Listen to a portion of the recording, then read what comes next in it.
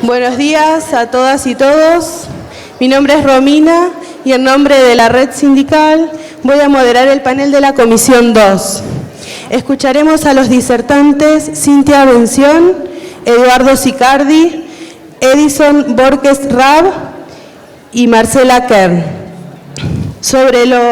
Van a exponer sobre la detección, el abordaje y la atención de la violencia en los ámbitos laborales, cómo prevenimos, el rol de los sindicatos y del Estado, perspectivas y experiencias en el mundo. Cada expositor tendrá entre 15 y 20 minutitos para poder realizar su ponencia y después de cada exposición tendremos para poder hacer un debate a quienes deseen hacer preguntas sobre lo expuesto. Bueno, va a arrancar Edison Borges Rab, le damos un aplauso. Él es de Alemania. Hola, buenos días. Para mí es un honor estar acá.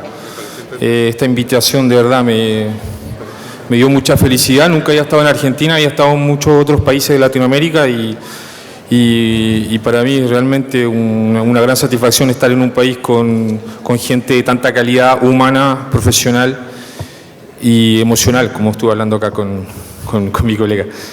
Yo les voy a hablar de derecho comparado, lo que es mi especialidad, para que tengan un poco una idea de lo que sucede en el extranjero, de cómo se trata la violencia laboral en el extranjero, en 3 países que muchos tienden a considerar como países del primer mundo.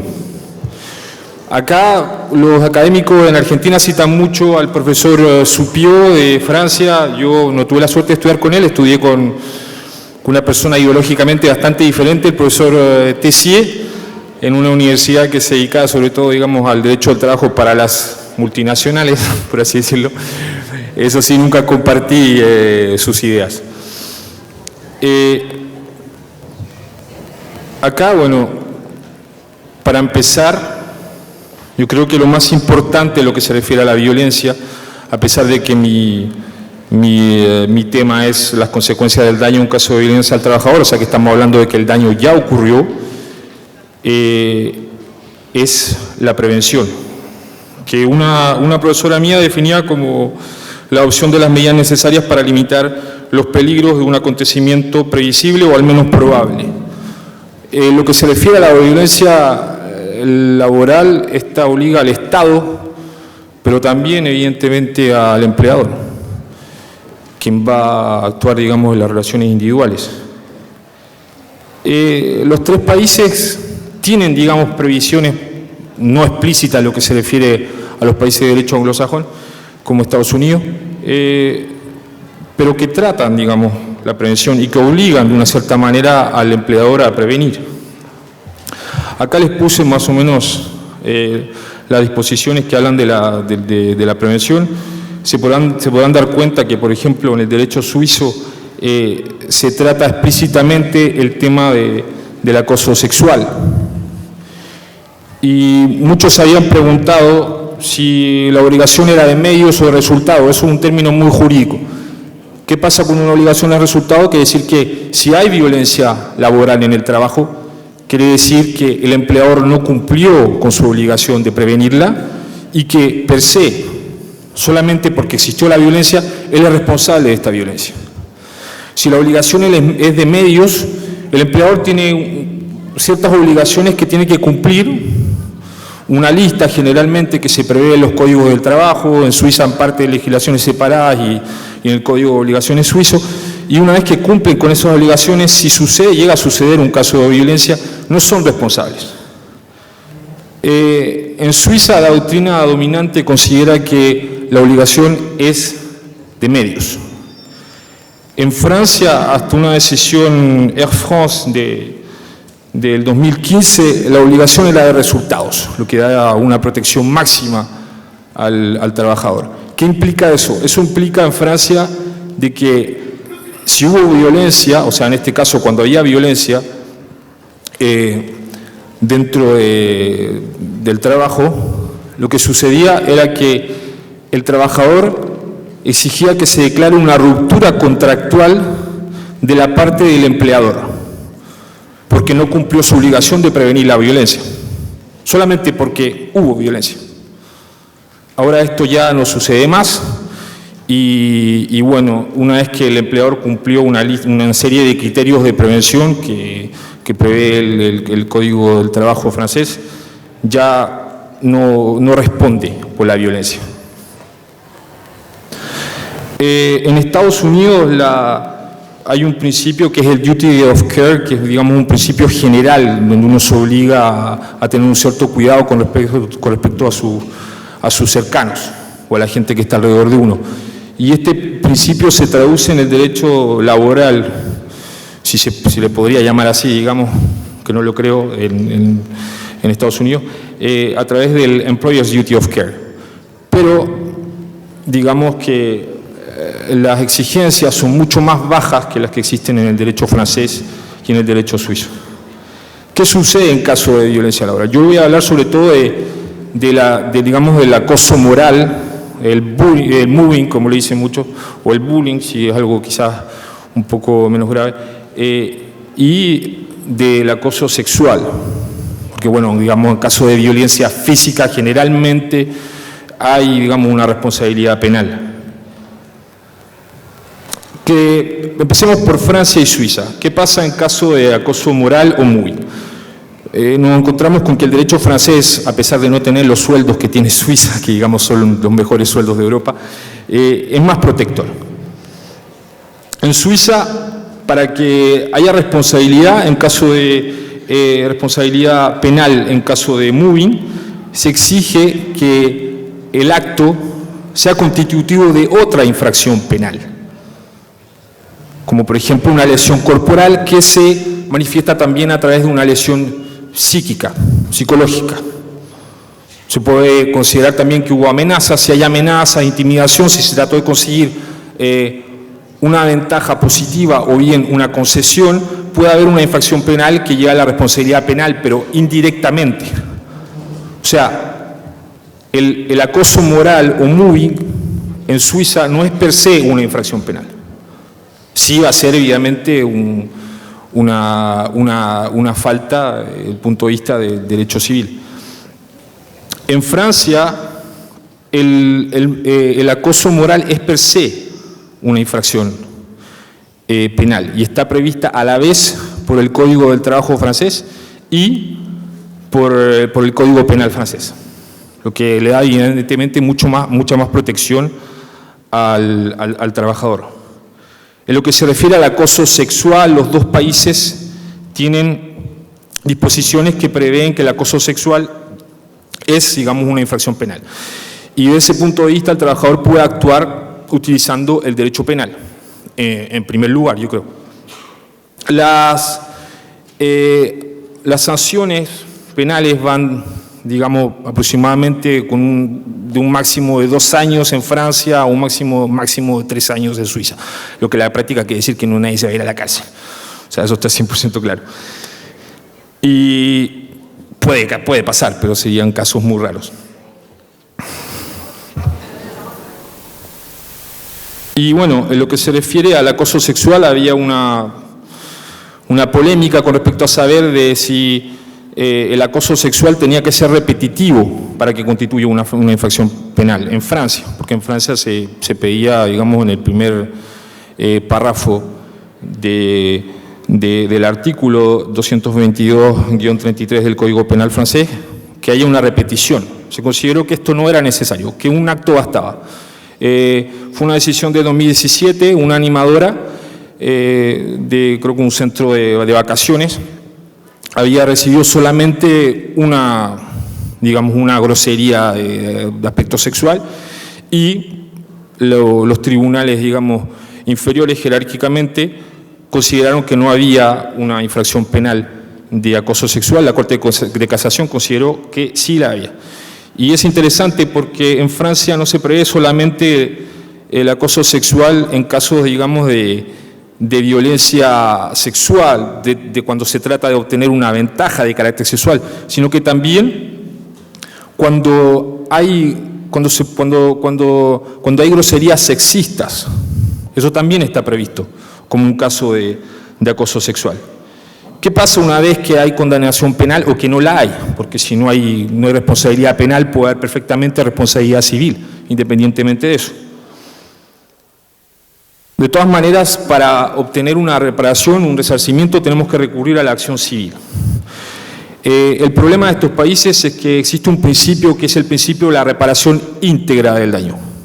Es decir, que creo que ustedes conocen, bueno, los abogados argentinos seguro que conocen esto de la reparación íntegra, o del íntegro resarcimiento del daño, que se repara el daño y nada más que el daño. No se puede lucrar cuando uno es víctima en los países de tradición civilista. Y otra cosa que es importante acá es la concepción de la escuela histórica alemana de lo que es el daño. Unfreiwillige Vermögensminderung. El daño es la reducción involuntaria del patrimonio. Bueno, después esto llega a abarcar, digamos, otro tipo de daño que en muchos países tienen que estar previstos por normas presas, en los países de tradición germana. ¿Qué sucede? Que en Francia lo que se llega a hacer para poder indemnizar más a la víctima muchas veces es ver dos daños. Tenemos que considerar que no es el mismo el daño que causó el empleador violando su obligación de prevención que el daño que causó la violencia. O sea, tenemos que considerar que hay dos daños distintos y así llegamos a una indemnización más importante. O que el daño de la ruptura contractual, que causó la ruptura contractual a causa de la obligación violada del empleador, no es el mismo que el daño que causó la violencia. Esto en Suiza sería bastante difícil aplicarlo, justamente porque es difícil considerar que el hecho de evitar un daño estuvo en algún momento en el patrimonio y considerando que se va a indemnizar a la vez una cosa que proviene de la misma fuente, porque el daño principal es la violencia. Y bueno, indemnizar la violencia y digamos la violación de prevenir la violencia, estamos indemnizando dos veces la misma cosa, de una cierta manera. En lo que se refiere a Estados Unidos, es bastante interesante porque muchos tienden a considerar que es un país del primer mundo, probablemente lo es, pero en materia laboral de protección de los trabajadores quizás no tanto. Bueno, hay un salario mínimo legal federal, que en estos momentos son $7.25 la hora. Esto lo prevé el Fair Labor Standard Act de 1938, desde ese momento que hay un salario mínimo, pero hay un principio que es el empleo voluntad o el employment at will, que quiere decir que tiene que haber la libertad de romper el contrato, la relación laboral, sin previo aviso. Se considera que hay una equidad entre las partes y que el empleado se puede ir cuando quiere y el empleador puede también desligarse del empleado cuando quiera. Hay algunas excepciones, porque habían casos bastante escandalosos, y bueno, no tiene por qué motivar el despido el empleador en Estados Unidos. No hay una obligación de motivar el despido. Y a pesar de que hayan excepciones, esto tiene como consecuencia de que las mujeres se encuentran particularmente desprotegidas. En este caso, Nelson versus Knight, bastante conocido en Estados Unidos, que causó un escándalo. ¿De qué se trataba? Se trataba de una asistente dental que, bueno, trabajaba evidentemente para un dentista, y el dentista dicen que se enamoró de ella, no sé si fue realmente amor o qué pasó ahí, y que estaba como un poco obsesionado por ella, y que llegaba a la casa y que solo pensaba en ella. Bueno, esto no le gustó mucho a la mujer del dentista, porque, bueno, vivía con él y estaba todo el tiempo pensando en la asistente dental, y le dijo, despídela, y la despidió. Sin motivo, o sea, porque se puede despedir sin motivo, o después el motivo es ilícito, ahí puede haber problemas. Y también la ausencia de pago de la maternidad. O sea, el derecho laboral prevé 12 semanas impagas autorizadas para las empresas de más de 50 empleados. Pero estamos hablando de 12 semanas impagas. O sea, una madre soltera que va a tener otro hijo se encontrará en muchísimas dificultades si tiene que tomar 12 semanas impagas. Hay estados que prevén, digamos, un pago, pero creo que son 5, o sea, y un pago parcial de esas 12 semanas. Estamos hablando de un derecho laboral totalmente subdesarrollado. ¿Y qué sucede? Lo que sucede en Estados Unidos es que en lo que se refiere a la violencia, hay una focalización en la violencia de género, sobre todo lo que concierne al acoso sexual, porque obviamente las mujeres están mucho más expuestas en Estados Unidos que en otros países, digamos, del primer mundo, como acabamos de ver a esto. Pero, como acá lo puse, hasta 1991 solamente se podían recuperar los sueldos perdidos, o sea, en que estamos hablando en caso de acoso sexual. Hoy en día hay indemnizaciones, lo que sí es bueno en Estados Unidos es que este principio de la reparación íntegra del daño no existe y que se llegan a indemnizaciones de más o menos en promedio, tomando en cuenta la volatilidad de la indemnización en Estados Unidos, de $100.000. Pero estamos hablando de un país en donde la mayoría de los casos se resuelven a través de acuerdos negociados, amistosos. Más en materia civil, 98, 99% de los casos se resuelven a través de acuerdos amistosos. Entonces, por eso que no cito, de hecho, jurisprudencia acá ni decisiones de justicia, porque estos casos particularmente se deciden de esta manera. También tomando en cuenta el hecho de que en materia laboral en Estados Unidos están permitidas las cláusulas de arbitraje, impuestas por el empleador generalmente, y no existe el principio de irrenunciabilidad de los derechos del trabajador como existe en la mayoría de los países de Latinoamérica. También es importante destacar que en Estados Unidos solamente la violencia física en materia laboral constituye una infracción penal per se. Eso quiere decir que en caso hasta de acoso sexual se tiene que llegar a probar otra infracción, quizá una infracción, por ejemplo, de abuso sexual, o se puede llegar hasta una violación, para poder obtener una condena de un punto de vista de derecho penal. Lo que evidentemente contrasta con lo que acabamos de ver en Francia y en Suiza. Quizás podríamos poner escalones: Francia, primera protección, después Suiza, después Estados Unidos, si comparamos estos 3 países. Y bueno, me apresuré para dejarle tiempo a los otros, así que eso sería. Le agradezco mucho por su atención y acá cito un humorista francés que ya cité ayer, que es Coluche, que casi que le impidió ser presidente a François Mitterrand, que decía que,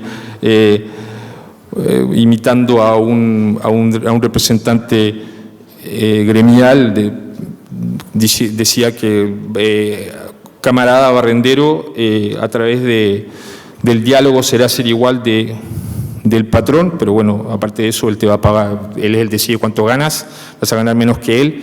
Y él pregunta: pero no pierdo mi trabajo. No lo pierdes, pero solamente en eso vas a ser igual de tu patrón. Pero eso demuestra las realidades que existen en materia laboral. Muchas gracias. Bueno, muchas gracias. Ahora vamos a escuchar a Cintia Bención, de Argentina. Ella va a exponer sobre protocolos de intervención en situaciones de violencia para sindicatos, cómo construirlos.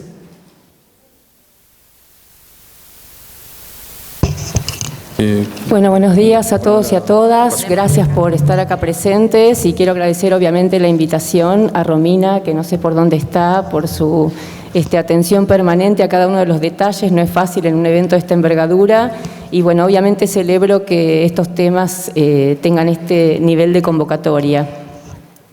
Bueno, yo soy abogada de la CTA, integro el equipo jurídico y la Secretaría de Género e Igualdad de Oportunidades de CTA Central. Soy asesora sindical. Uno de los sindicatos que estoy participando actualmente en el equipo es el Sindicato de Actores a nivel nacional, y ahí hay una experiencia importante que, si da el tiempo, voy a compartir en materia de protocolos de intervención en situaciones de violencia de género. Y bueno, soy vicepresidenta de la Asociación de Abogados y Abogadas Laboralistas de Buenos Aires. Así que la idea básicamente es ceñirme en los 15 minutos que me dieron y no extenderme a el desarrollo en torno a una herramienta que ya resuena en todos lados, en todos los medios, en las cabezas y en las mesas de trabajo de todos los espacios, que son los protocolos de intervención en situaciones de violencia de género o en situaciones de violencia laboral. Después aclaramos por qué menciono los dos. En primer lugar, tener claro qué es un protocolo. Un protocolo es una herramienta que estandariza un procedimiento de intervención. Todos en la vida hemos sido sujetos pasivos alguna vez de la aplicación de un protocolo. El ejemplo tradicional son los protocolos médicos. Desde hace muchos años, una cantidad importante de organizaciones privadas, públicas, universidades, hospitales, han diseñado protocolos de intervención en diferentes situaciones. Hoy vamos a hablar de los protocolos de intervención en situaciones de violencia laboral. Entonces, en primer lugar, lo que importa es el hecho político de que una organización sindical decida elaborar un protocolo, que sería su nombre resumido, para no decir protocolo de intervención en situaciones de violencia de género en el ámbito laboral. ¿Por qué una organización sindical decide elaborar un protocolo?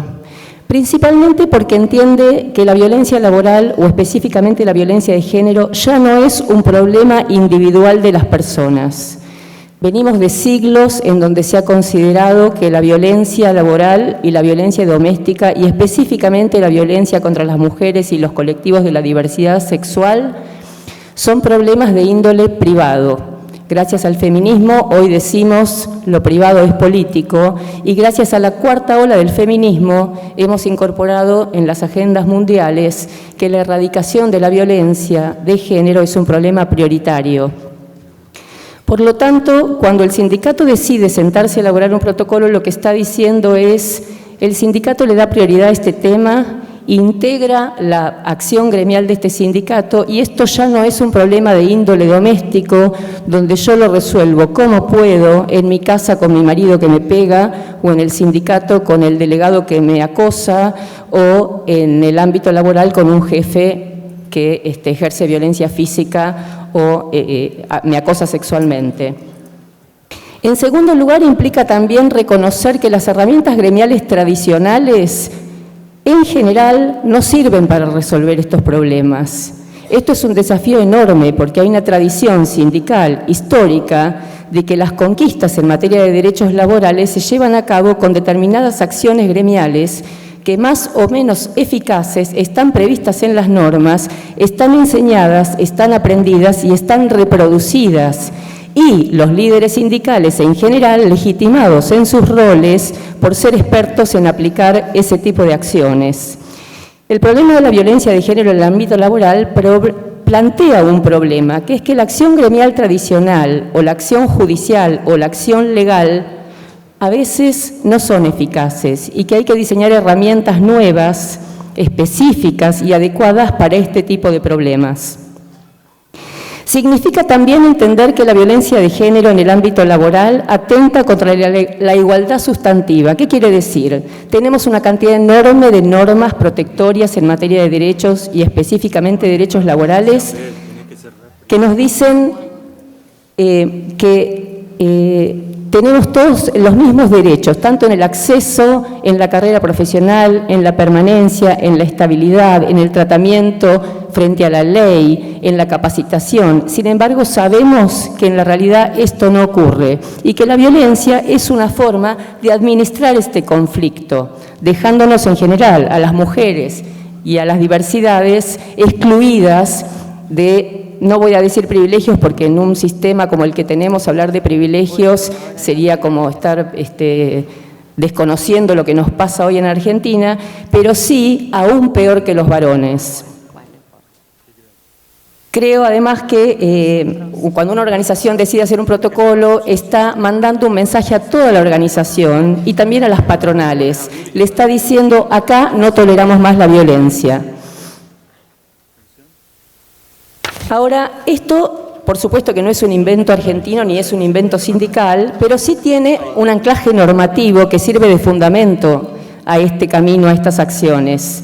En primer lugar, la Constitución Nacional. No voy a dar una clase de derecho porque nos aburriríamos todos, terminaríamos durmiendo, pero sí refrescar que tenemos una cantidad de normas protectorias en materia de derecho laboral que todas prescriben la igualdad ante la ley, la prohibición de discriminar, no contienen expresamente la prohibición de la violencia, porque la violencia asociada al mundo del trabajo es un concepto relativamente nuevo y estamos hablando de normas como la Constitución Nacional 1853 con las reformas sucesivas, la Ley de Contrato de Trabajo 1974 con las reformas sucesivas y otra cantidad de leyes, la Ley de Asociaciones Sindicales del 88, todas leyes que reproducen una idea de que el varón es el trabajador ideal, que es el que ingresa al mercado de trabajo a una edad temprana, hace todo su desarrollo profesional y se retira jubilado o fallecido. Las mujeres somos aparentemente un problema coyuntural en el mundo laboral. Ingresamos un ratito, nos vamos cuando tenemos hijos, volvemos, pero ya nos perdimos todo el desarrollo profesional que hicieron nuestros compañeros varones, volvemos a salir porque se enfermó la suegra, somos las que más tiempo permanecemos en situación de desempleo, existe brecha salarial, no tengo que explicar lo que es, existe el techo de cristal, no tengo que explicar lo que es. Con lo cual las normas laborales tradicionales, que son buenísimas y sumamente progresistas en tutela de los trabajadores, han dejado a las mujeres relegadas al ámbito doméstico. Y el capítulo de trabajo de mujeres de la Ley de Contrato de Trabajo del 74 lo que hace justamente es, en caso de duda, volvé a tu casa. Pero aparece sí, y antes del convenio OIT 190 que se mencionó hace un rato en la mesa, lo que yo llamo la tríada virtuosa, CEDAW, Belén do Pará, Ley 26485. Para quienes no conocen estas figuritas que intercambiamos todo el tiempo, las abogadas laboralistas feministas, la CEDAW es la Convención para la Eliminación de todas las formas de discriminación contra la mujer, tratado internacional, celebrado en Naciones Unidas en el año 79, ratificado por Argentina e incorporado a nuestra Constitución Nacional en la reforma del 94, con igual jerarquía que la Constitución Nacional. La CEDAW es un tratado internacional que se refiere específicamente a discriminación. No es una norma laboral, sin embargo tiene un capítulo, el artículo 5, que especialmente prescribe la prohibición de trato discriminatorio hacia las mujeres, no habla de género, género también es un concepto nuevo, no habla de diversidades, cuestión muy debatida en el mundo y habrán leído o escuchado los debates en torno a esto en OIT, pero sí expresamente dice que está prohibida la discriminación contra las mujeres en el acceso, la permanencia, la carrera, la maternidad, y eso lo tenemos desde el 79 y ratificado por Argentina. Tan es así que en muchísimas demandas que se plantean ante los tribunales reclamando la protección de los derechos de las mujeres, se invoca como fuente de derecho la CEDAW más que la Ley de Contrato de Trabajo. Del mismo modo, Belén do Pará, la Convención para eliminar la violencia contra las mujeres, bueno, tiene el mismo nombre largo que no retengo, Convención para la Eliminación de todas las formas de violencia contra las mujeres, en el marco de la OEA, también ratificado por Argentina en el año 96 y que forma parte del derecho nacional y que específicamente define qué es violencia y también habla del acoso sexual en el lugar del trabajo como una de las formas de la violencia prohibidas por este tratado internacional. Y en relación a la 26485, ley del año 2009, ley para prevenir, sancionar y erradicar la violencia contra las mujeres en todos los ámbitos en que desarrollan sus relaciones interpersonales, es una ley completísima que tiene contenidos de fondo en cuanto a definiciones. Es de ahí donde tomamos la definición de violencia contra las mujeres en sus diversos tipos, simbólica, patrimonial, económica, física, el acoso callejero que se ha incluido hace poco, las modalidades, o sea, en qué ámbitos se ejercen estas violencias, pero también contiene normas de procedimiento que implican la posibilidad sumaria, quiero decir rapidísima, de obtener la protección que la víctima de violencia necesita. Y esta cantidad de normas de procedimiento tiene algunas que son de índole nacional, porque son reglas en cuanto al procedimiento, y tiene otras que sí son específicamente procesales y que cada provincia debe ratificar o no porque en nuestro sistema federal las provincias se dan sus propias normas de procedimiento. Pero volviendo a la cuestión de fondo que me interesa, la 26485, protección integral de las mujeres, también es fuente de derecho y cuando la invocamos en las demandas, los jueces tienen obligación de disponer inmediatamente las medidas que están previstas ahí sin los requisitos de cualquier medida cautelar que uno le plantea a un juez en una demanda laboral común. Pero vuelvo entonces al tema de los protocolos. ¿Cómo empieza una organización a darse un protocolo interno? En primer lugar, necesita hacer un diagnóstico de problemas y de recursos. No es lo mismo un sindicato con recursos económicos que otro que no los tiene. No es lo mismo la actividad artística que la actividad metalúrgica o la marítima. Por lo tanto, puede haber, como en el caso de STA, un protocolo con lineamientos generales donde están contenidos los elementos que no pueden faltar, pero probablemente si ese protocolo no es adaptado a la actividad específica, haga agua o no sea aplicable. Con lo cual el diagnóstico, en primer lugar, es fundamental. Por supuesto que si un sindicato no tiene una Secretaría de Género, una Comisión de Género o un grupo de afiliadas marcando la cancha, perdón el desliz, es bastante difícil imponer esto en la agenda sindical.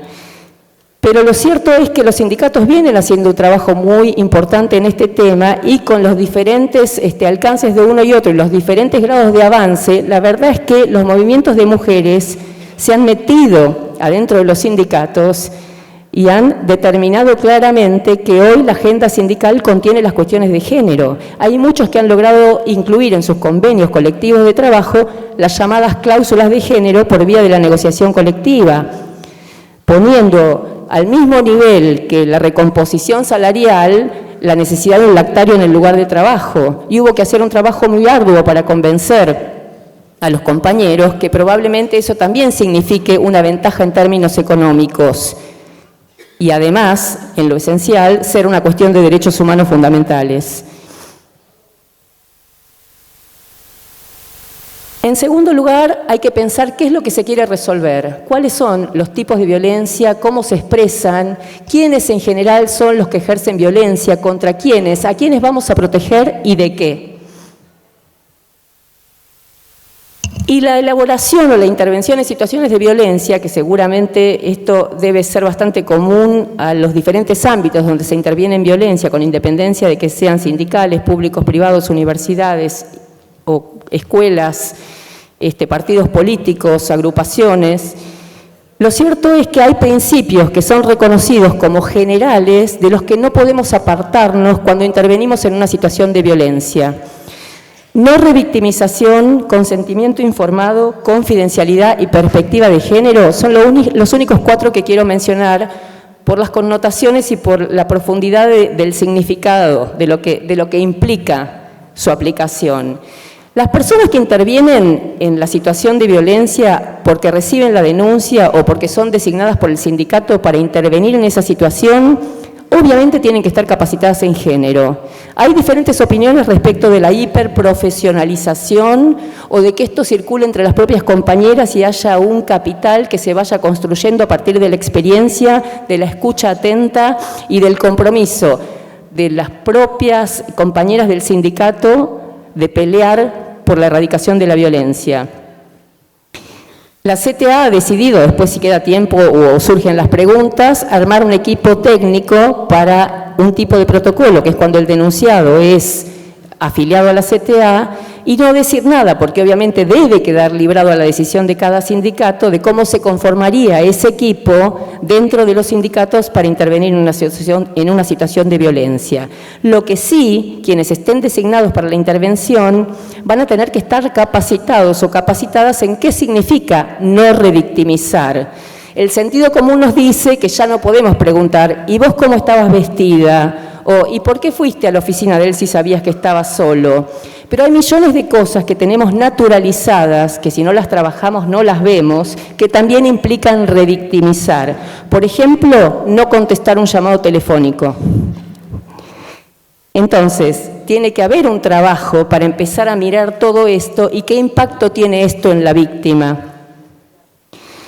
La confidencialidad significa que el tratamiento que se le da a los temas habitualmente en un sindicato entra en crisis cuando se trata de violencia de género. ¿Por qué?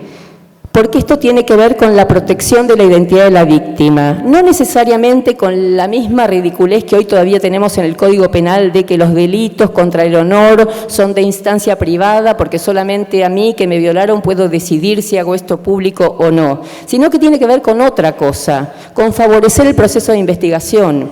Muchas veces hay una tentación muy grande en la persona que sufre violencia, lo voy a contar en la asamblea, entonces una sale corriendo y le dice ¡no!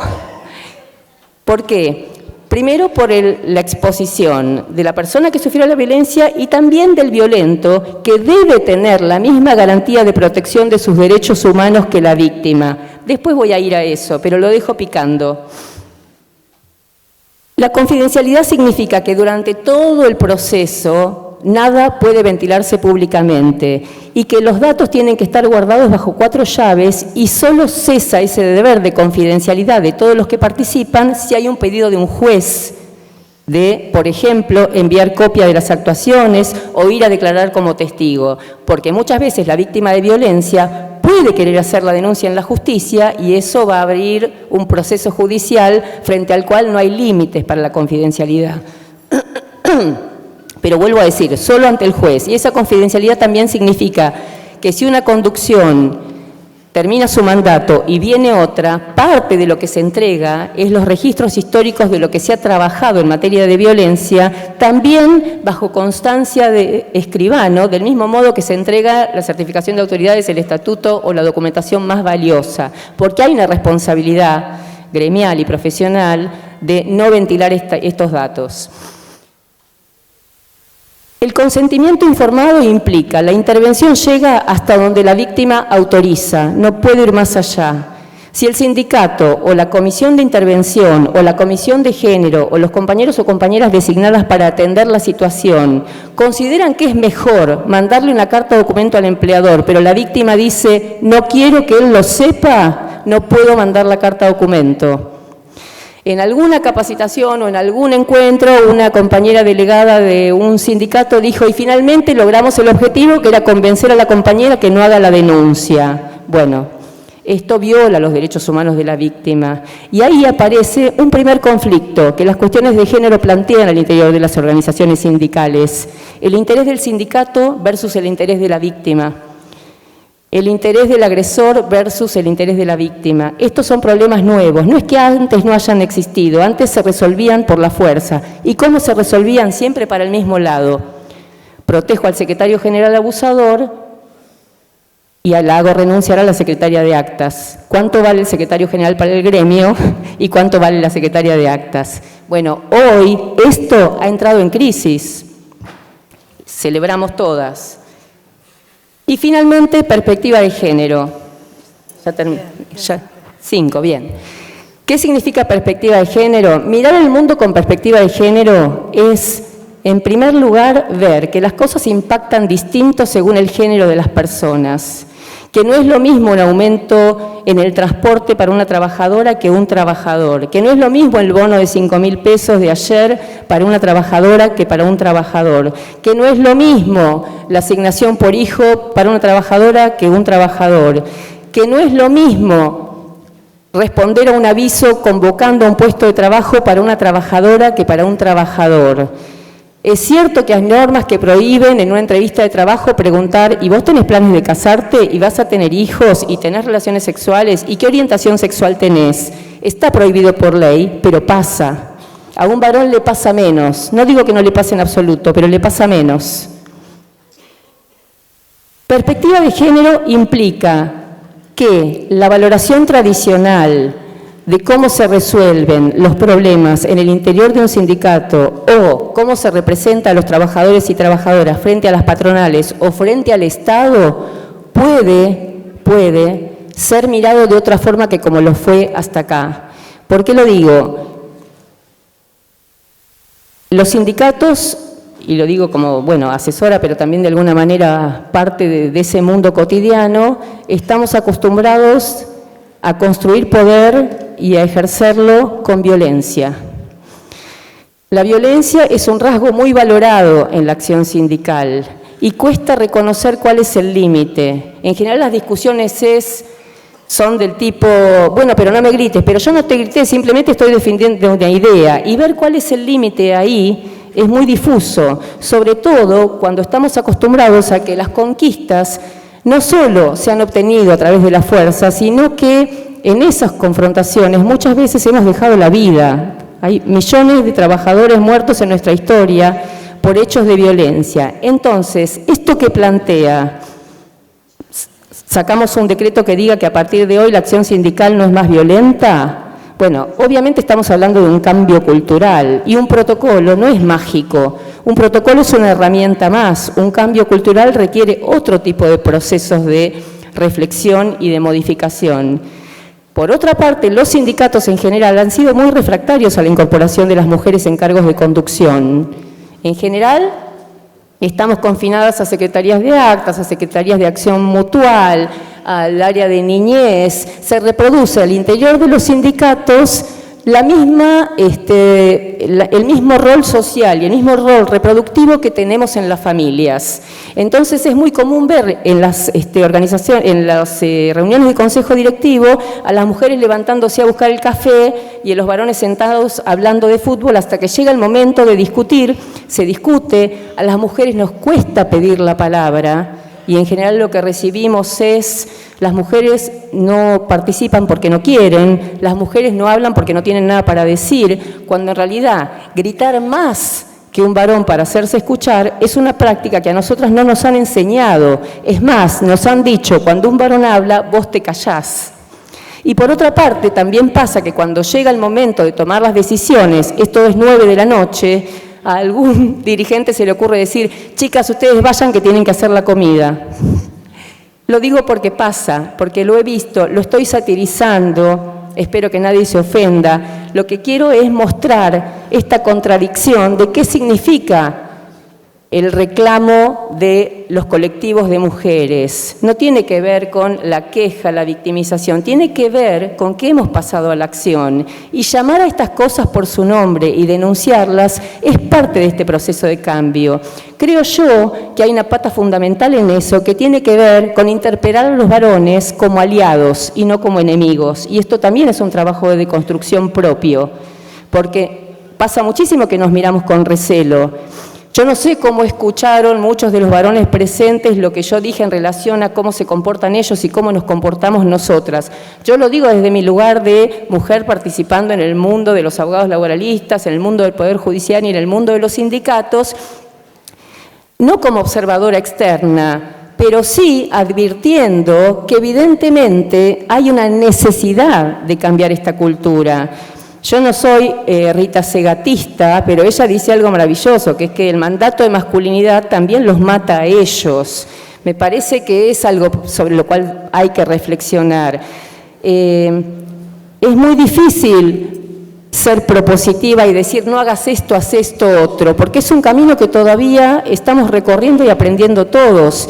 Todos los protocolos tienen previsto una revisión, decir, bueno, al año de haber puesto en marcha el protocolo, nos sentamos y vemos qué aciertos tuvimos, en qué fallamos, qué hay que mejorar, en qué nos equivocamos, porque esto, si bien no empezó ayer, no ha tenido la envergadura que hoy está teniendo en el mundo sindical. El convenio 190 es la muestra de eso. Y más allá de que Argentina lo ratifique o no, hacer efectivo un convenio internacional es sumamente difícil. Uno lo puede invocar, un juez lo puede tomar como fundamento de una sentencia, pero cuando un Estado no lo cumple, hay que ir a reclamar a la Corte Interamericana o a OIT, al comité. Entonces, pedirle, en un caso concreto, a un comité que controle el cumplimiento de los tratados, que intervenga, que advierta al Estado que no está cumpliendo y que sancione al Estado, es un proceso para el cual no todos nos da el cuerpo y nos da la plata, porque para eso hace falta una organización que banque. Entonces, la pelea es en el mundo de cada uno, y el mundo de cada uno, por eso estamos hoy acá, de los laburantes, es el sindicato. Por supuesto que cualquier organización por fuera de lo sindical puede sumar, y lo digo por lo que pasó con Actrices Argentinas, yo como abogada del sindicato de actores lo he visto, donde hay una posibilidad de llegar a los medios e instalar un tema con una capacidad de movilización y de luces que un sindicato, que ni el sindicato de actores tiene. Pero Actrices Argentinas y las colectivas que lo integran, sin el sindicato, no puede obtener una cláusula en el convenio colectivo que disponga la licencia por maternidad. Entonces, estos también son procesos de intercambio, donde a veces, si no vamos juntos, no conseguimos nada. Es cierto que hay una crisis de representación en los sindicatos, que estamos todos cuestionados por gordos, por burócratas, por perpetuarnos en los sillones, pero me parece que estamos en un momento bisagra en donde podemos empezar a repensar todo el mundo laboral, porque si seguimos como hasta acá, parecería que se acaban los trabajadores, se acaban los sindicatos. El neoliberalismo nos está matando a todos de a poco y a algunos de a no tan poco, pero parece que en ese sentido sí soy optimista. Hemos generado anticuerpos y una capacidad de reacción y de unión que me parece que vale la pena profundizar. Dejo para las preguntas, después si quieren hablamos de los protocolos de CTA, pero no quiero robarle a los compañeros el tiempo de ellos, así que bueno, muchas gracias por escuchar. Muchas gracias.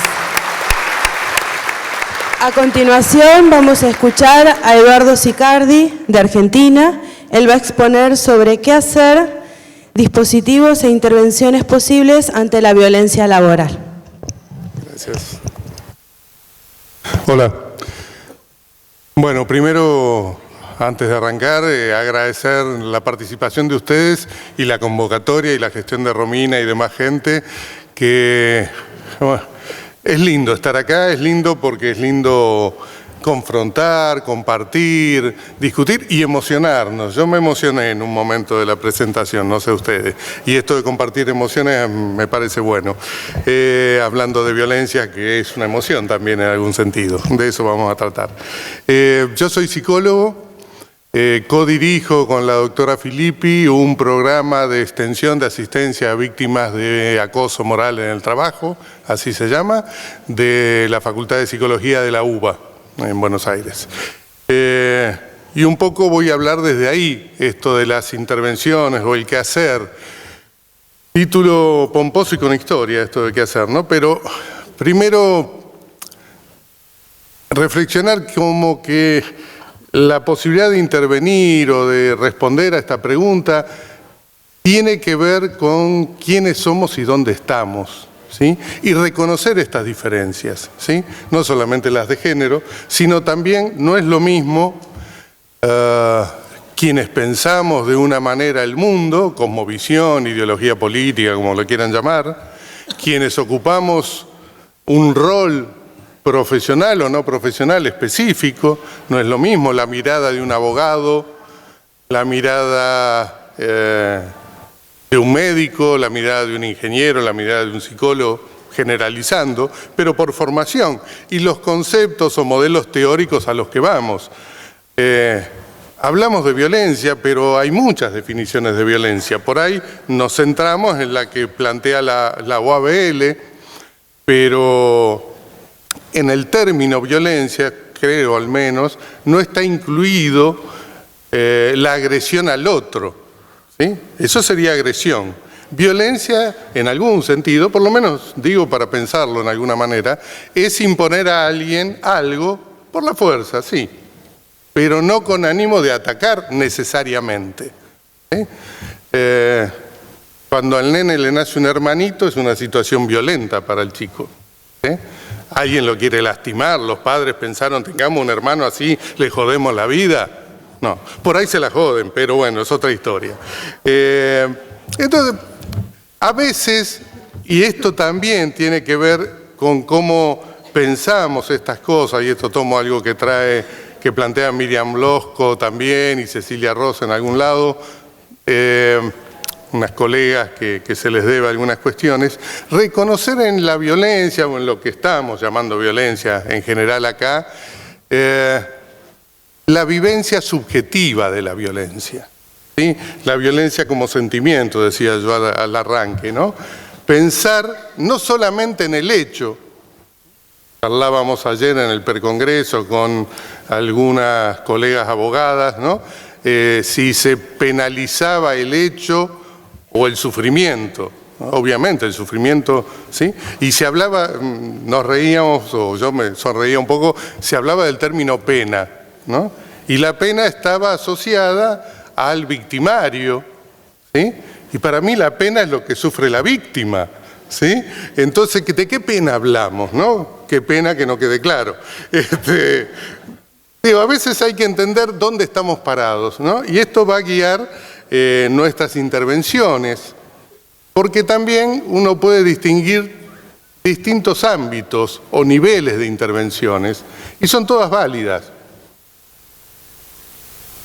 Yo digo que uno puede entender la violencia laboral como un producto del neoliberalismo económico, como se mencionó en la mesa de inicio, ¿sí? Pero también podríamos decir que es propio del capitalismo, no del neoliberalismo económico. Que y en el esclavismo no había violencia laboral, y ahí vamos viendo que hay circunstancias y modelos económicos y sociales que sin duda pueden ir agravando toda esta historia. Pero algunos dicen que la violencia siempre está en el trabajo. Tal vez la violencia que yo decía al principio, esta violencia no agresiva, si vale esta diferenciación, ¿sí? Tomo las palabras, yo me copio siempre, no tomo palabras de otros para reformularlas. Hay que dar pelea, qué cosa violenta, ¿no? Pero está bien. O la acción sindical de hacer un paro está mal porque es violento. ¿Que es violento? Nadie lo duda. ¿Ahora está mal? Yo creo que no, por lo menos si tiene su lógica, su justificación, porque la intención no es destruir al otro, es generar o resolver un conflicto y buscar una solución que beneficie a ambos en todo caso, ¿sí? De alguna manera, y negociar y demás, y otras historias quizás un poco menos violentas. Entonces, uno puede pensar que hay un nivel superestructural, digamos, social o político, que tiene que ver con la violencia, ¿sí? Que exacerba, permite o fomenta o le da más o menos fuerza a la violencia, ¿sí? En ese sentido, casi podríamos decir que el trabajo libre de violencia sería casi una consigna de transición trotskista para que se produzca la revolución social, ¿sí? Partimos de acá y vamos hasta... Es un nivel de intervención totalmente válido, ¿sí? Habrá que llamar a la gente que se dedica más a este nivel. A lo mejor los gremios, ¿sí? Y las organizaciones políticas de ella intervienen directamente, uno individualmente interviene indirectamente en este nivel, ¿sí? Pero los gremios, los partidos políticos, las organizaciones tienen injerencia directa en este nivel. Después hay un nivel, bajando un poco esta mirada, en el plano más organizacional, digamos, ¿no? Me refiero a esto en el campo de las organizaciones laborales, empresas o no empresas, ¿sí? Organizaciones que agrupan gente que trabaja, digo, ¿no? Y también en el grupo del que participa el trabajador que podría llegar a ser víctima de violencia. Esto yo lo llamo un enfoque más situacional, trabajar sobre situaciones, ¿sí? Y ya estamos hablando sobre situaciones concretas y no sobre cuestiones generales como en el nivel anterior. Y por otro lado está el plano individual, ¿sí? Donde nos enfocamos en el caso, ¿sí? Y trabajamos sobre el sujeto. Digamos, en nuestra experiencia desde el programa de extensión de la facultad, cuando nos conformamos hace más de 12 años y nos dimos a conocer, empezó a venir gente, ¿sí? Víctimas, digamos, ¿sí? Que también nos costó readaptar, y lo seguimos haciendo, nuestros modelos mentales. ¿Qué venía? ¿Un paciente? ¿Sí? Venía una víctima, venía un trabajador victimizado. ¿Cómo denominábamos a eso que venía por ahí, digamos, ¿no? Venía alguien a hacernos una consulta, pero alguien que estaba sufriendo, ¿sí? Por esto digo, no sé qué le pasó o lo que no le pasó. Lo que me importaba a mí en esta situación, en este encuentro con el otro, era que estaba sufriendo la vivencia subjetiva de esa violencia.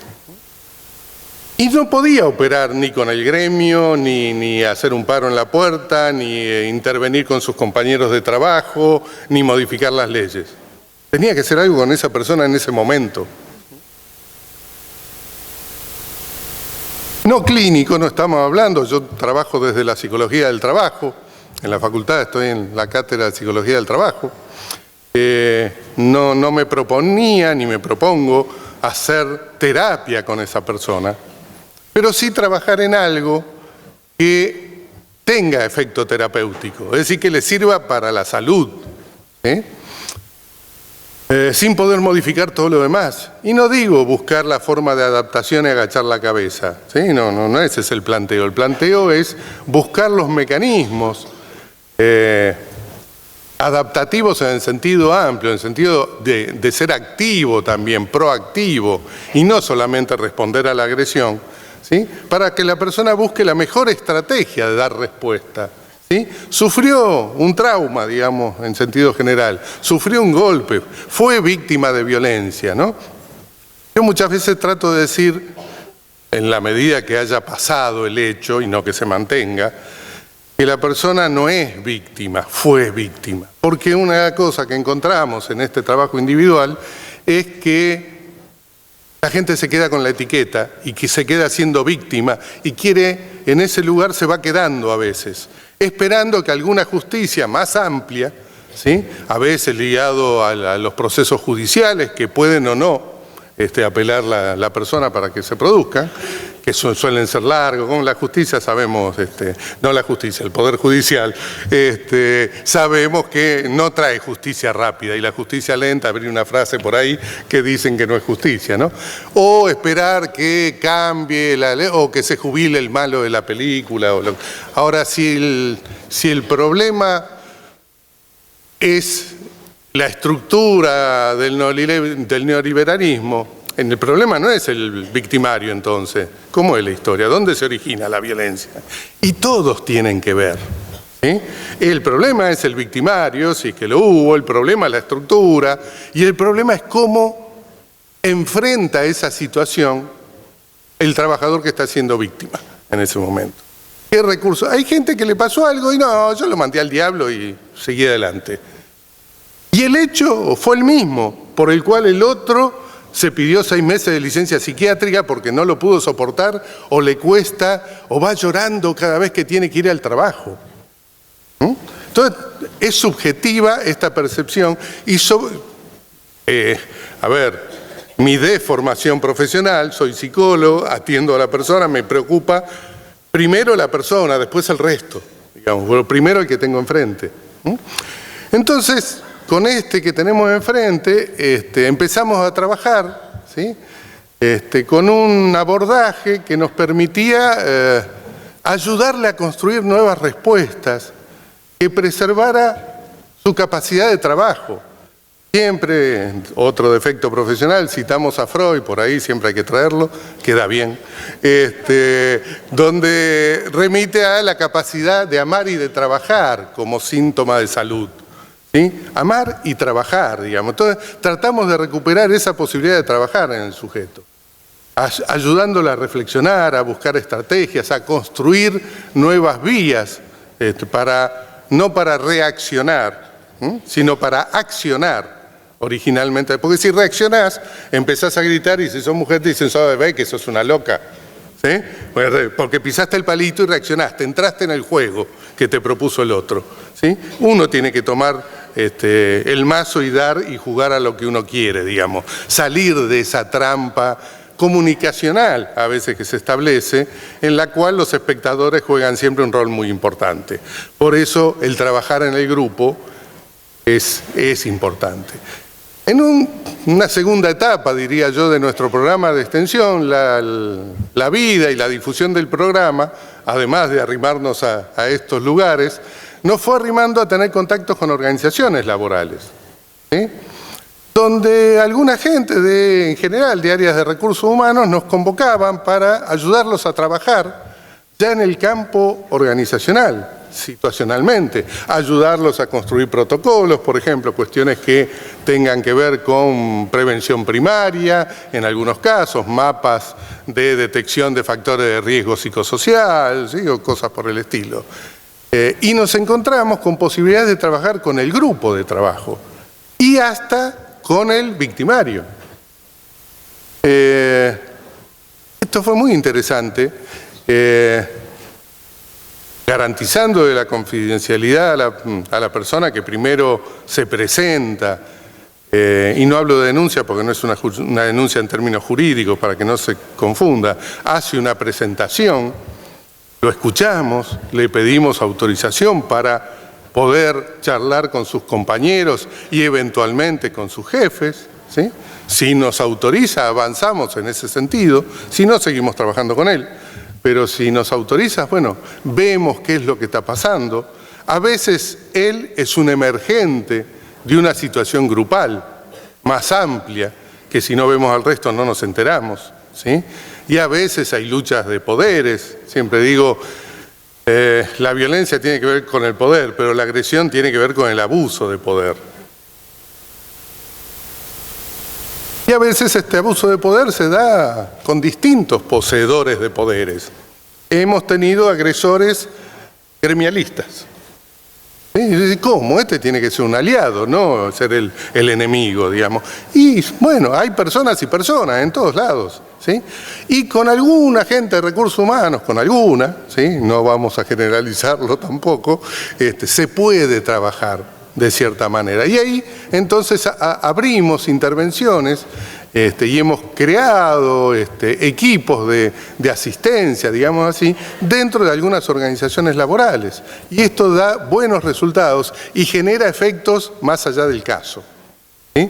Va generando efecto porque se corre la bola, que, che, esto se está haciendo, mirá, fulanito le pasó esto y pasó tal cosa, cuando se levanta la confidencialidad, ¿sí? No es que le demos difusión, pero circulan cosas, ¿no? Y a Mengano que hizo esto, le pasó tal otra cosa, porque hay muchos que agreden por ineptos, ¿sí? Hay muchos agresores que no son... Algunos sí, son psicópatas perversos y qué sé yo, ¿no? Otros no, otros son tipos que son jefes, que tienen un cierto poder jerárquico, ¿sí? Y que la empresa les mete presión, ¿sí? Y su jefe, a su vez, ¿sí? Los agrede en algún sentido. ¿Y él qué hace? Pasa la pelota, sigue agrediendo para abajo. ¿Sí? Además, a mí nadie me enseñó a cómo ser jefe, no sé cómo manejar las presiones. Entonces tenemos ahí una persona que es víctima y victimaria al mismo tiempo, según qué lugar miramos. Y a veces también, para ver que estos son posiciones momentáneas, roles, tenemos víctimas que 6 meses después las encontramos haciendo víctima a otro, ¿sí? Se transformaron en victimarios. Esto también pasa. Entonces hay una circulación de estos roles que siempre hay que tener en cuenta. Entonces, nuestras posibilidades de intervención, y esto hablo de cualquiera, va a estar definido por cómo pensamos, por qué formación tenemos y qué saberes podemos compartir o no, cuáles escogemos de esos que compartimos, y en dónde nos paramos, ¿sí? Una perspectiva de intervención interesante que junta lo situacional con lo individual, digo yo, fue la posibilidad que tuvimos de trabajar ya no en forma individual, sino con talleres grupales, ¿sí? En el formato de taller grupal, no terapéutico, insisto, pero de talleres de discusión con víctimas de situaciones, a veces compartiendo el mismo empleador, ¿sí? Cuando trabajamos en una misma organización laboral, y a veces con empleadores distintos pero parecidos. Por ejemplo, hemos trabajado con Sadop Capital, concretamente, donde bueno, cada persona venía con un empleador distinto, pero eran todos docentes. Y acá nos encontramos con un plus, ¿sí? Muy interesante, que justamente viene a contraponer a lo que le pasa habitualmente al trabajador afectado por la violencia, que es el aislamiento, la marginación y la pérdida de identidad profesional. ¿sí? Esto es uno de los principales lugares en el que pega la violencia laboral. Y el hecho de que estos talleres se puedan desarrollar con el aval y en esos ámbitos es muy distinto que cuando los hacemos en la Facultad de Psicología, ¿sí? Porque acá hay un respaldo de una organización que te reconoce como docente, por ejemplo, o metalúrgico, o lo que fuera. Te reconoce la identidad profesional. O se hacen en la misma organización laboral, avalado por recursos humanos, nos ha pasado, y te reconoce la identidad ocupacional, y te encontrás con pares a los que le pasaron cosas parecidas, similares, digamos, a lo mejor no exactamente los mismos. Y ahí empezamos a trabajar, a intercambiar cómo reaccionó uno, cómo reaccionó el otro, se comparte, se trata de simbolizar esto, de sacarlo, de contar la emoción, pero de sacarlo de la cuestión de que no se hable desde la emoción, sino que se pueda ver la emoción y ver la respuesta, ver lo que se llama las estrategias de afrontamiento que cada uno fue utilizando y qué resultado obtuvo. Y el otro, a veces graficamos, hacemos algunos recursos en dibujos, collages, cosas por el estilo, porque sirve para ver, está acá, no está acá, está acá ahora la situación, ¿sí? Y a veces le hacemos actuar, no la propia, sino actuar otra situación. Y que quien fue víctima dirija un poco la escena y a ver, y si hace tal cosa y el otro sugiere, no, que haga tal cosa, a ver cómo va a reaccionar el otro y cómo mira el espectador esa misma situación. Y ahí vamos encontrando que se van generando, ¿sí?, aprendizajes que le brindan herramientas o que la persona va construyendo esa propia herramienta, no le damos recetas, ellos mismos van construyéndolas. ¿Sí? Y hasta solemos terminar los talleres, que son acotados en el tiempo, 6, 7 reuniones aproximadamente, y le pedimos algo que se transforma en una posibilidad de resiliencia, digamos, ¿no? De decir, bueno, a ver, construí algo, algún mensaje, algún tip, algún consejo, ¿sí?, para otra gente, para compañeros tuyos que les pase lo mismo. ¿Cómo pueden hacer para salir de eso? Y van construyendo, para decirle al otro, las propias herramientas que se van diciendo, me va a permitir salir acá de esta situación. Porque muchas veces no es eliminar al agresor lo que soluciona el tema, sino, y esto lo vimos muy gráficamente en un taller, donde una persona contando y graficando la situación que había vivido, y que la contaba en las primeras reuniones con mucha carga emocional negativa, se pudo empezar a reír de esa situación y decir, qué tipo ridículo este. Pasó de sufrir esa situación a reírse de lo ridículo del agresor. Y este fue el clic que le permitió cambiar, ¿sí? Esa vivencia subjetiva, el hecho que existió. ¿Sí? Y se haga lo que a veces se engancha en que yo quiero justicia, cosa que está bien, lo decíamos, y no importa lo que me pase a mí, que el tipo aprenda que esto no tiene que hacerlo. Está bien, pero a veces se juega el pellejo en ese camino. Entonces, desde una perspectiva es una cosa, desde otra se puede mirar de distinta manera. ¿Sí? Bueno, ese era un poco el mensaje. Lo que sí creo que es como base a tener en cuenta, y esto creo que lo tenemos que hacer cualquier trabajador, más un delegado o alguien que está en una actividad gremial, tenemos que estar atentos a lo que pase, ¿sí? No tenemos que dejar pasar las cosas de largo, ¿sí? Si vemos que algo pasa, registrar esto. Si no es en nuestra cabeza, anotarlo, ¿sí? ¿Qué pasó? ¿Cómo fue? ¿Quiénes estaban? ¿Sí? ¿Qué le pasó a quien fue víctima? Y ahí pensar, estamos en una situación de violencia laboral, bueno, y después sí, ¿qué hacemos? ¿Sí? Digamos que nos tiene que quedar en claro, y esto es lo que hay que difundir, me parece fundamentalmente, no es justificable que nadie haga víctima de mobbing, digamos así, o de acoso a otro por ningún motivo. Ni porque sea medio tarado, ni porque sea gordo o lo que fuera, no importa. No hay ningún motivo valedero, ¿sí? Con lo cual yo no lo puedo convalidar. Y además de no convalidarlo, porque esta es la ley más importante, la ley grupal, que es la que convalida o desautoriza al que tiene una conducta. Enseguida, el que hace algo se da cuenta si para el grupo es una metida de pata o se le festeja. Lo festeja, ¿sí? Lo reforza, lo va a repetir, así obtiene el festejo, el premio de los demás, ¿sí?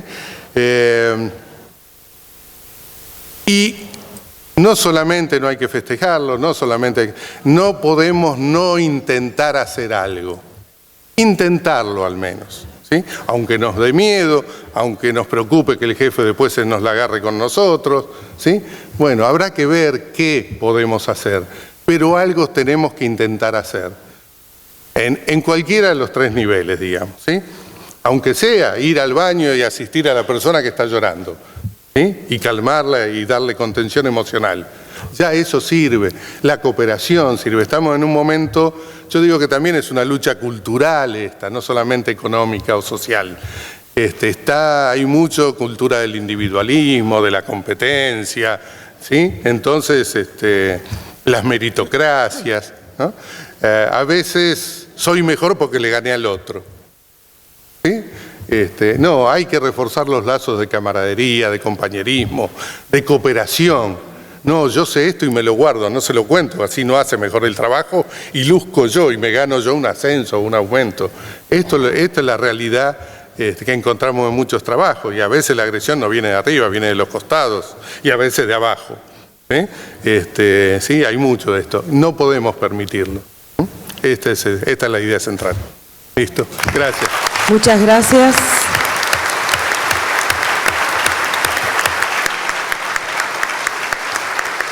Bueno, ahora vamos a escuchar a Marcela Kern, de Argentina, y ella va a exponer sobre inteligencia emocional, qué es y cómo favorece nuestras emociones y bienestar, y se puede disminuir la violencia. Escuchamos. Buenas tardes.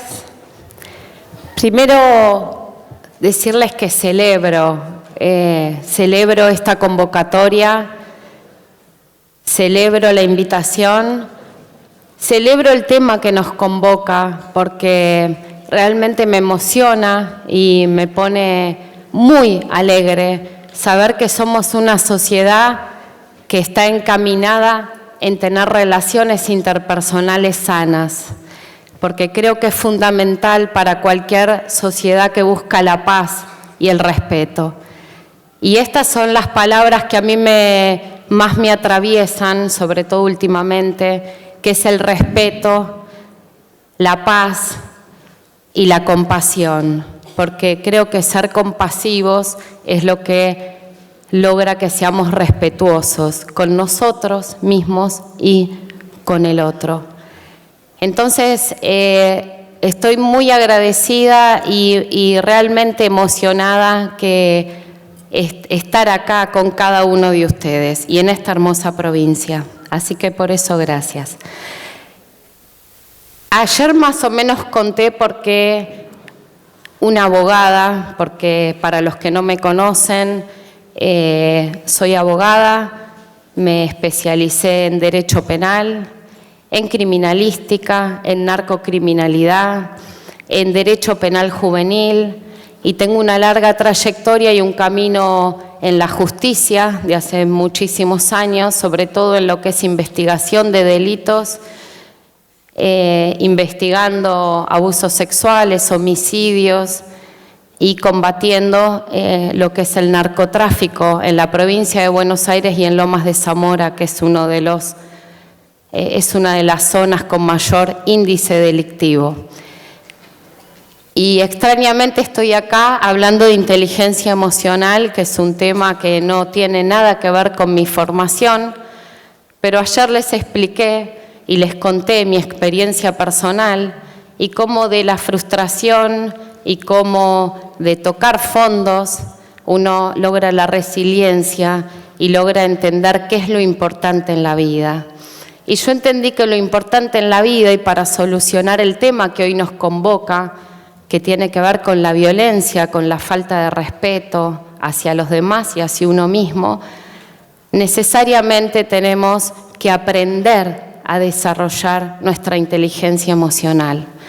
Y no como un principio, como una ilusión o como un deseo o un pensamiento filosófico, sino como un compromiso y como una responsabilidad hacia nosotros y hacia nuestros niños. Yo me especialicé en adolescencia y niñez, y realmente nuestros niños y nuestros adolescentes, nosotros tenemos el compromiso y la obligación de ser compasivos con nuestros niños y de educarlos en su inteligencia emocional. Y no lo digo yo, sino que lo dice la Organización Mundial de la Salud, que le ha pedido a todo el mundo que eduque a los niños en la inteligencia emocional. ¿Y por qué esto de educar a nuestros niños en la inteligencia emocional y educarnos nosotros en la inteligencia emocional? Porque vamos a lograr tener bienestar, porque vamos a lograr disminuir la violencia, porque vamos a lograr respetarnos y ser compasivos. Y la inteligencia emocional, ya lo decía Aristóteles, pero claro, como era una idea filosófica y no tenía un aval científico, nos tardó millones, años y años empezar a pensar en la inteligencia emocional y entenderla como una inteligencia.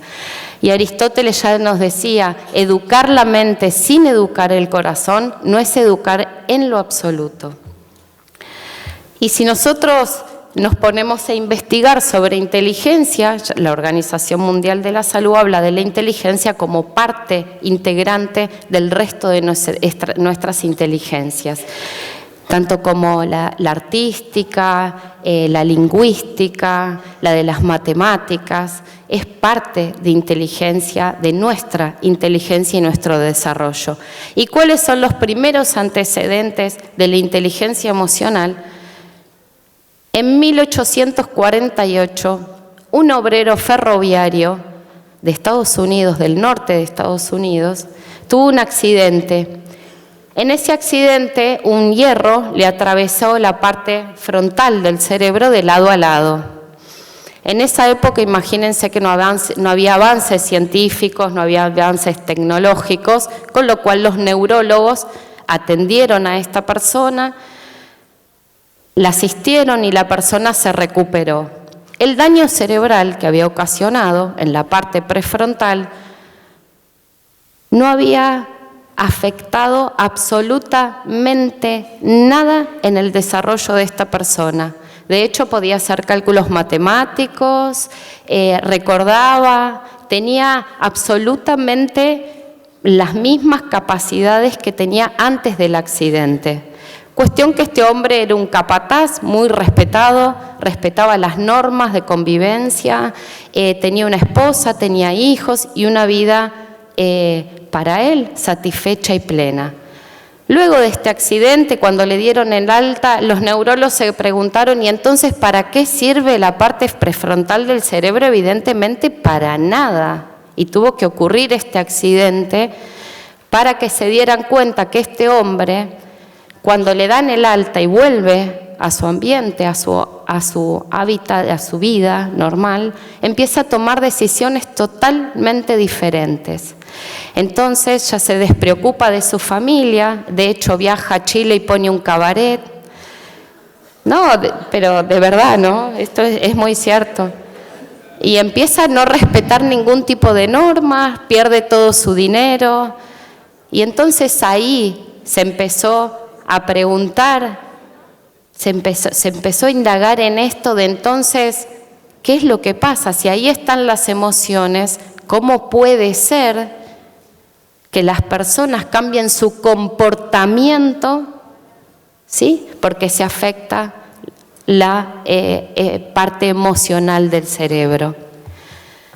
Y entonces así sabemos que las emociones no son solamente indicadores de que estamos bien o mal, ¿no? Porque a veces uno habla de emociones y yo que fui muy estructurada, la verdad pensé que eran una pavada y decía, bueno, nos indican si estamos bien o mal, contentos, tristes, aburridos, no aburridos, ¿no? Creo que un poco nos pasa a todos. pero realmente las emociones atraviesan nuestros pensamientos y atraviesan nuestras acciones. Entonces, para trabajar la inteligencia emocional, lo que debemos hacer, o qué es esto de la inteligencia emocional, es la capacidad que tenemos de percibir, comprender y regular nuestras emociones y las de los demás.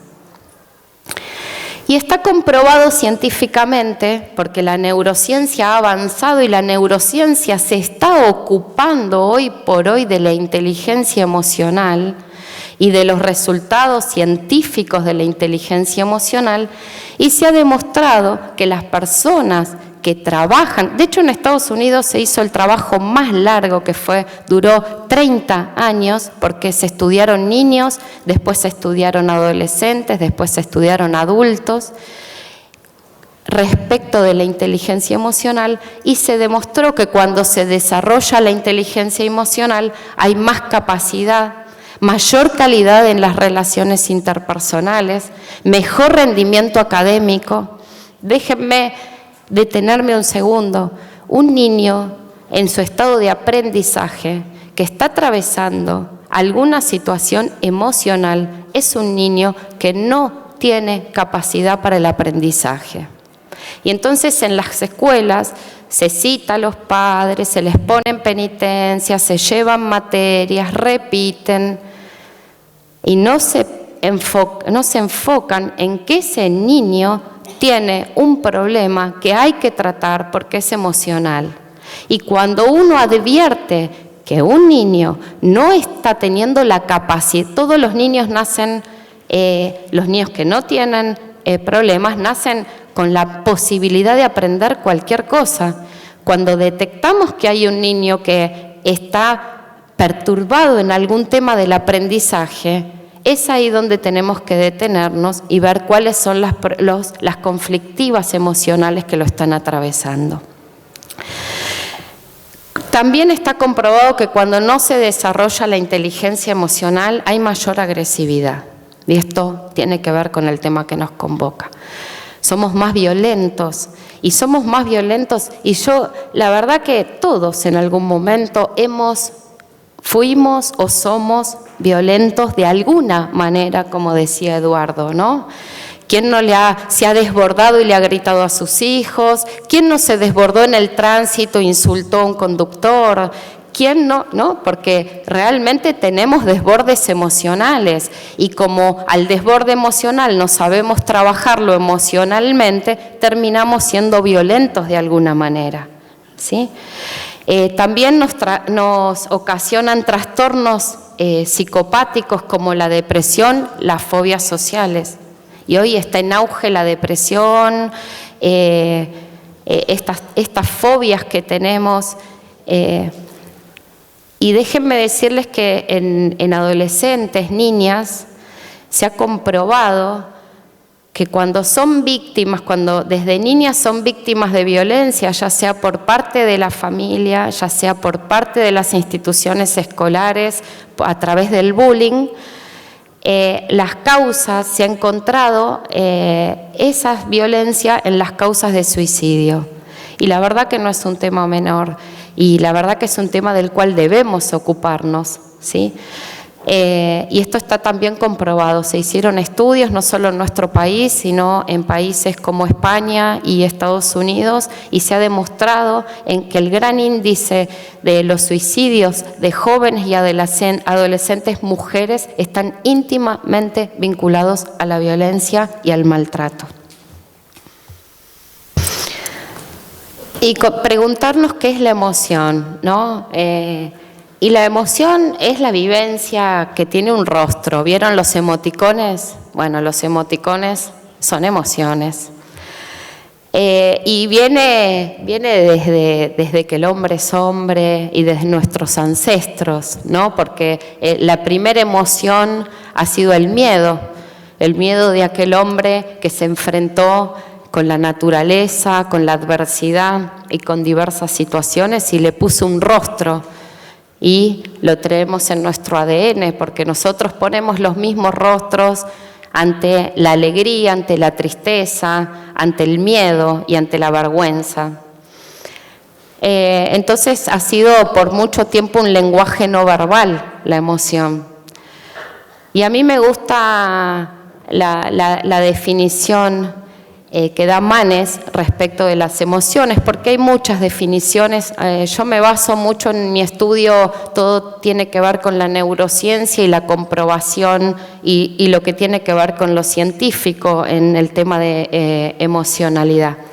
Y me gusta esta definición par, que sería alegría, tristeza, entusiasmo, miedo, gratitud, enfado, orgullo, culpa, orgullo, vergüenza, placer, deseo, asombro y aburrimiento.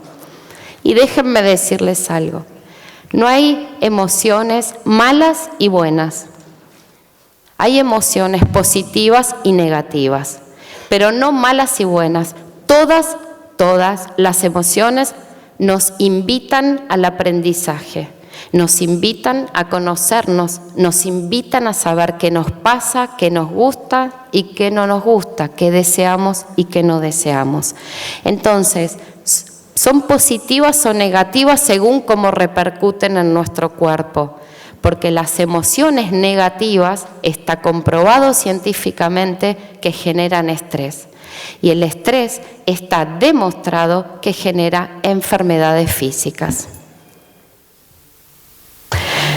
Entonces tenemos que ser sumamente conscientes de que no somos seres racionales, somos seres emocionales que razonamos. Y somos seres emocionales y esa emoción la traemos de nuestro pasado, de nuestra historia, de nuestro aprendizaje, porque no es lo mismo ante una acción la emoción que va a tener una persona que la que va a tener otra. Una persona que le gustan los animales, los perros, los ama y nunca tuvo ninguna circunstancia estresante con un animal, cuando ve un perro, ¿qué va a sentir? ¿Qué va a sentir? Alegría, ¿no? Se va a alegrar de ver un perro. Y una persona que ha tenido un trauma con un perro porque de chico lo ha mordido, le mordió la cara, le mordió el brazo y eso fue una situación vivencial traumática de la infancia, cuando ve un perro, ¿qué siente? Miedo. ¿Y eso por qué es? Es porque justamente no somos personas racionales, no somos seres racionales, sino somos seres emocionales que razonamos.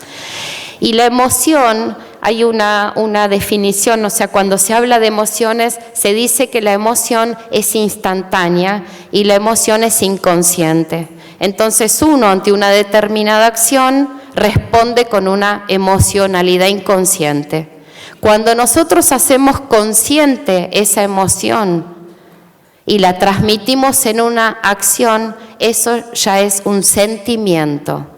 Y a mí me gusta hablar de sentimiento a diferencia de emoción, porque si no, en los casos en que, por ejemplo, una persona que se violenta por una situación emocional y mata a otra, tendríamos que pensar que es una persona que actuó inconscientemente. Y eso sabemos que no es así, porque hay estudios que demuestran que realmente cuando uno lleva a cabo una emoción, salvo situaciones sumamente específicas y excepcionales, uno está poniendo lo racional en esa situación, lo que deja de ser inconsciente. Y me interesaría ver esto de qué es la realidad, porque ver qué es la realidad es cómo voy a ser compasivo con el otro y cómo voy a entender también la realidad del otro. Y yo digo que la realidad, no lo digo yo, lo dicen también los filósofos y los científicos, que la realidad no existe porque la realidad es ni más ni menos que una percepción. Porque no hay, como ya dijimos, no hay pensamientos sin emociones. Entonces, por ejemplo, si yo le pregunto a Edison qué ve en esta imagen, que es la imagen de arriba, ¿qué ves, Edison, en esa imagen? Bueno, veo dos cosas, 2 personas y un candelabro. 2 personas y un candelabro vio Edison, porque bueno, tiene una... Y acá vemos entonces cómo algunos pueden ver o algunos habrán visto en un primer impacto 2 personas y otros habrán visto un candelabro. Y si yo les pregunto a cualquiera de ustedes mirando ese ramo de flores, lo primero que les viene, a ver, ¿quién dice lo primero que le viene cuando ven ese ramo? Rápido. Primavera, amor, casamiento. ¿Qué más? Un regalo. ¿Qué más? Un velorio. Bueno, a ver acá. Ahora, nadie me dio la definición ni de flor ni de ramo, la del diccionario. Todos actuaron con sus emociones. ¿De qué les ocasionó ver un ramo de flores? Y les digo algo, cuando dije velorio se sorprendieron, pero quiero que sepan que haciendo este trabajo de inteligencia emocional con los jóvenes involucrados con la ley penal y en estado de vulneración prácticamente máxima, ellos ven ese ramo de flores y lo relacionan inmediatamente con la muerte y con la sangre por el color, porque lo primero que ven y lo primero que asocian es el color. Entonces, ¿por qué esto es tan importante? Porque entonces tengo que ser compasivo con la realidad del otro. Tengo que ser compasivo porque cuando el otro habla, cuando el otro actúa, cuando el otro dice, está diciendo desde su emocionalidad. Y puede gustarme o puede no gustarme, pero sepan que lo hace desde ese lugar de su propia emocionalidad. Otro tema importante es el ego. ¿Qué pasa cuando sentimos que todo lo que sucede en mi contra? Que todo lo que una persona hace lo hace en contra mío. ¿Por qué el mundo está de repente en contra mío? Entonces uno dice, y es cierto, mira cómo me trata, mira lo que me hace, mira cómo mi pareja no me escucha, mi pareja me agrede, mi pareja. Y esto puede ser una percepción, por supuesto, no hay negación en eso. Pero me pongo en el papel de víctima. Y poniéndome en el papel de víctima, no puedo realizar actos positivos para contrarrestar esa realidad o esa percepción y hacer que algo cambie y tomar acciones positivas respecto a lo que me está sucediendo. Entonces, hagámonos responsables de nuestra propia percepción y de nuestra propia emocionalidad y de nuestros propios sentimientos. Nosotros elegimos y nosotros, así como elegimos determinadas situaciones, también tenemos la posibilidad de elegir cambiarlas. Y hoy lo escuchaba Eduardo que en el mismo concepto, diciendo hay que hacer, hay que actuar, hay que cambiar. Salgamos del rol de víctimas. Por supuesto, hagamos denuncias, por supuesto, manifestémonos, por supuesto, reclamemos, pero desde el lugar de la fortaleza, desde el lugar de saber que yo no me merezco lo que me está pasando, entonces voy a hacer algo para cambiarlo. Y voy a hacer algo para solucionar la situación, porque no me merezco lo que me está pasando. Entonces pensar, ¿qué es lo que me merezco? ¿Qué es lo que no me merezco? ¿Y qué hago yo como sujeto para modificar lo que me está atravesando y me está haciendo daño y me está enfermando? Entonces me hago responsable. Y muchas veces hacerme responsable puede ser pedir ayuda profesional.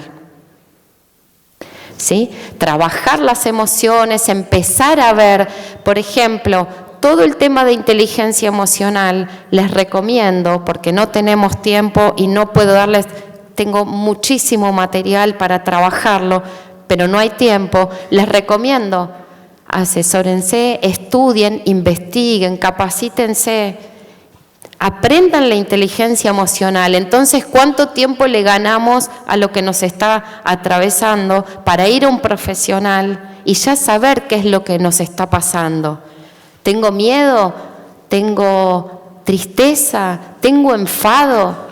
¿Qué emoción me está atravesando que me está perturbando? ¿Realmente esta situación es la que me está perturbando o hay algo más allá que realmente me duele hace mucho tiempo y esto me hizo ver y me hizo conectar con algo que viene de hace mucho tiempo que me está doliendo? Y tengan confianza en ustedes mismos porque las respuestas casi siempre las tenemos si hacemos consciente nuestras emociones. Entonces, como no tengo más tiempo,